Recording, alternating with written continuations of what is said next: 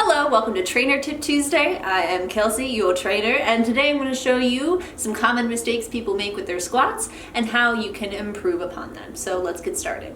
Mistake number one is people lean too far forward onto the balls of their feet, making their knees go over their toes. Big mistake. You want to make sure that your knees stay behind your toes so you get the most glute activation. Common mistake number two, people leaning their shoulders too far forward. When you lean your shoulders too far forward, the same mechanics happen if you were doing it with your knees. You're not putting as much pressure onto your glutes, which is what you ultimately want to work. Some tips on how to fix it.